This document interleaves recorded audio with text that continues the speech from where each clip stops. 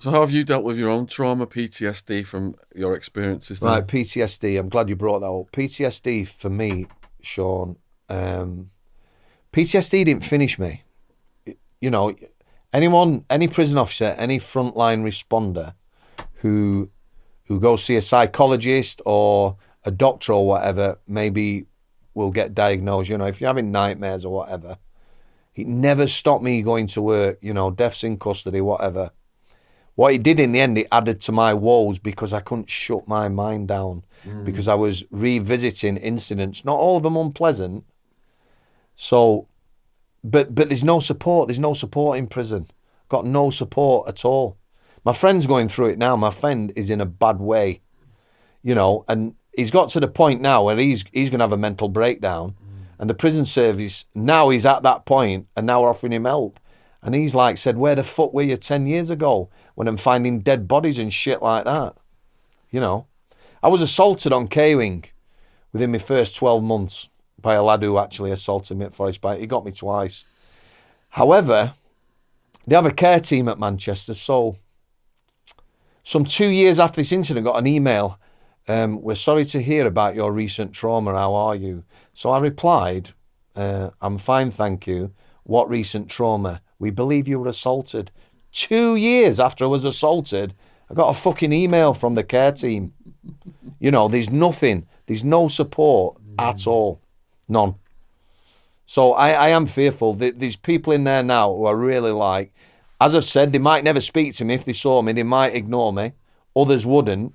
But you can tell they're stressed, you know, and they're sticking it out. I've only got another 10 years. You imagine 10 years of constant stress. Was it the stress that caused you to finish? I'll tell you what finished me. It's very easy to look back.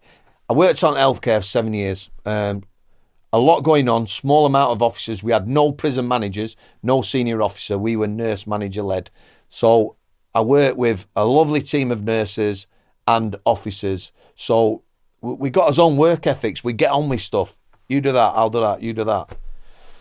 That changed in 2015. We got prison managers. We got a new set of officers on who, to be honest, I had to be interviewed for my job to go and work on healthcare. Whilst working on there, I was re-interviewed when they re-employed. But in 2015, people were just told. So there was a lot of staff. You know, I'm going to be honest. I didn't. They were lazy. You know, they got no sort of work ethics and that. But it changed, and also the relationship I had with the nurses broke down. It became us and them. The nurses had their own working group. So I asked to move off. Yeah. So I went to work on A wing, which then the reception wing, and I was bored, Shaun, for 3 weeks. I was only 3 weeks till I got injured. I was bored. You know, it dragged, and I was just in conflict constantly because the prison population from March 2015 became unruly because there weren't enough staff to get them out. So they'd spend a weekend locked up. On Monday morning, they'd be pissed and angry.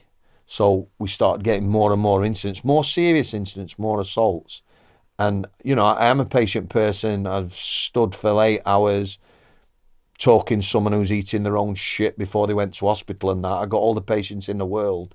But also, like I've told you, there's some lovely people and not a lot of them have presence. So if one of my mates was stood and 3 lads were having a go in the face and they were backing off because the visits were late, I would go and confront him. And quite a lot of time he didn't get support. So I became more and more confrontational. The breaking point was seeing, you know, 2 members of staff getting laid out for no reason, other than a prisoner didn't get the meal he wanted. And then I got injured.